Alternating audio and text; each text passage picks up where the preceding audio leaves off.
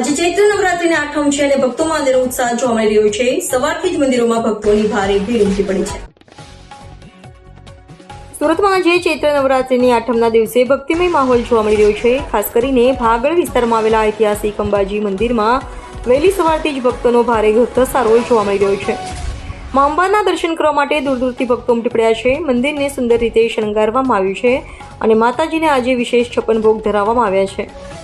ભક્તો લાંબી કતારોમાં ઊભા રહીને શાંતિપૂર્ણ રીતે માતાજીના દર્શન કરી રહ્યા છે। મંદિર પરિસરમાં કોઈ પણ અનિચ્છનીય ઘટના ન બને તે માટે પોલીસનો પણ ચુસ્ત બંદોબસ્ત ગોઠવવામાં આવ્યો છે।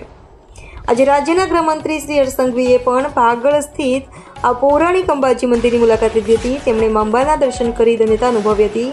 આજે ચૈત્ર નવરાત્રિની આઠમ નિમિત્તે મંદિરના મહારાજ શ્રી શું જણાવે છે?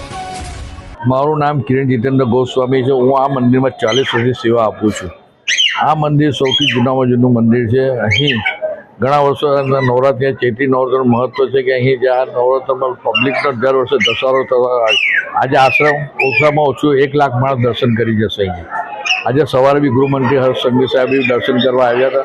બપોરે કંઈ દર્શનાબેન આવવાના છે અને આજે ચૈત્રી નવરાત્રિ છે ને આજે નીચે હવન છે। તમે જુઓ છો કે લોકો હવનમાં બી નારિયેળ હોમવા માટે મૂકી જાય છે, અત્યારથી જ મૂકી જાય છે ને વર્ષોથી આ મંદિરનો મહિમા છે કે ભાઈ મંદિરમાં નારિયેળ હોમવું ને એમને મનોકામના પૂર્ણ કરે છે। આજે લોકો ઉપવાસ બી કરે છે ને આજે તમે જો ગમે તે તડકામાં બી લોકો ઊભા રહીને દર્શન કરે છે ને લોકો દર્શન કરીને ધન્ય થઈ જાય છે। અંબે માત કી જય।